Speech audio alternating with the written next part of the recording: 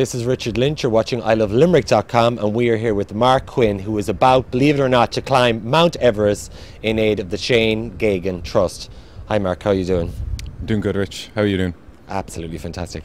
So as a humanitarian, you're used to raising money to help people, and this time you've decided for the proceeds of this climb is going to go closer to home to a Limerick-based charity, the Shane Geoghegan Trust. Why the Shane Geoghegan Trust? We chose the Shane Geoghegan Trust because of their ethos. They want to use sporting projects to give youths an alternative to whatever kind of possibilities in life they have, a life in crime or whatever, but to encourage them to get involved in sporting programs like the street games that they've started recently and will be rolling out in the coming months. That's amazing. I think it's an amazing trust. Now, this climb for Everest, you've actually been in training for it for 2 years. You've done endurance tests, you've done marathons, you've climbed other mountains. What have you done in the last 2 years to prepare for this? But as I said, when I first looked at the idea, it was a question of kind of mapping out how somebody would go about climbing Everest. So the first thing to do was obviously to climb a mountain or a hill and see if I actually enjoyed it or liked it. So that obviously had to be Carrauntoohil. And it was an absolutely fantastic experience. I would say now at this stage that I fell in love with the mountains climbing in Carrauntoohil. But that was just one mountain, and that is comparatively not as much of an endurance task as Everest.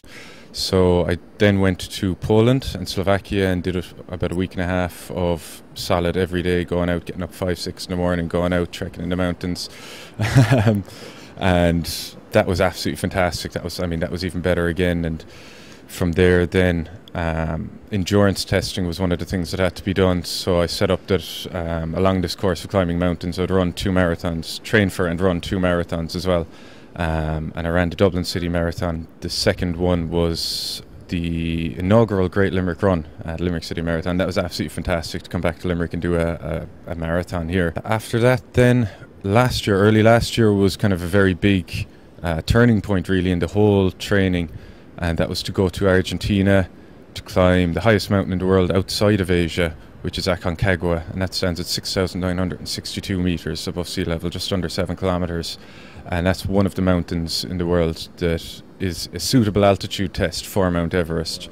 So, and I did surprisingly well. I had no ill effects from altitude, and that's what it was all about, testing the body and seeing how it performs at altitude. So far I can say I'm good to up to 7 kilometers. And when I came back from there last February, it was really all about that. That's it. It's time to start getting ready for Everest, start fundraising, start training, start climbing a lot more around Ireland, getting out every weekend, Croagh-Patrick, Galtymore, wherever you can get to. How does a person live up a mountain for 2 months? Like, do you have to dig a hole to use the toilet? Like, where do you eat? Like, where do you get your nails done? Wow, like, how do you survive in a mountain for 2 months? You explain the process to me, because I really don't get it. It depends on what stage you're at the mountain. I mean, when we arrive over there, we'll spend a couple of days in Kathmandu. The whole process of climbing it is kind of a very slow and gradual thing. We drive from Kathmandu to the Chinese base camp, but that takes about 6 days, I'm told, because you stop along the way, you let your body acclimatise, get used to the higher altitude, lower levels of oxygen, and so on.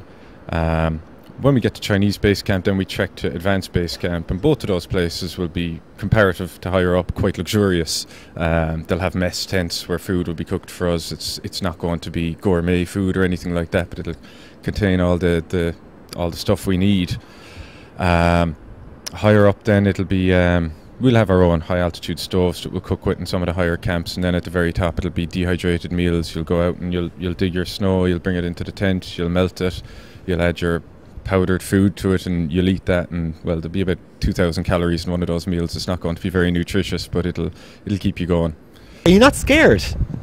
No, probably maybe will be when I get there. I mean, I don't know how much fear would really enter into it, but in terms of functioning and surviving, you have special high altitude tents as you go up. You'll be in a tent the whole way up, right up to the top camps.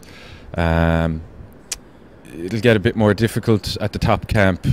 You should only really be spending one night up there. You're at 8,100 meters. You'll sleep on oxygen for that night, because nothing can live over 8,000 meters. It's called the death zone. Your body is actually physically dying at that altitude, and I have been told nobody can tell me anything to prepare me for it. You just have to go up and you have to see it, and you have to experience it. You're obviously a person that is so passionate about what you believe in.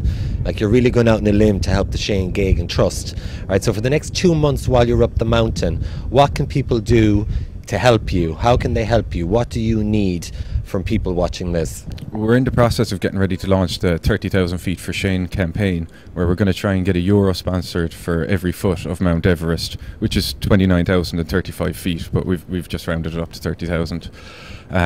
We're trying to get those cards out to shops, bars, staff rooms, canteens, everywhere we can, in Limerick City specifically, but absolutely anywhere we can get them.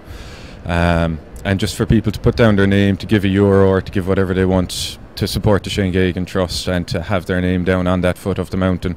And we'll publish the names online when the climb is complete and when I'm down. Well, I have to say, you're one solid human being. We are going to be waiting for you when you come down the other side of the mountain. And in the meantime, you're going to be able to get the website address where you can donate directly to Everest 2011 Mark's Climb in aid of the Shane Geoghegan Trust. Mark, best of luck. It was a pleasure to meet you. This is Richard Lynch. You're watching ilovelimerick.com. This is Mark Quinn, and he's about to head up Everest. See you soon.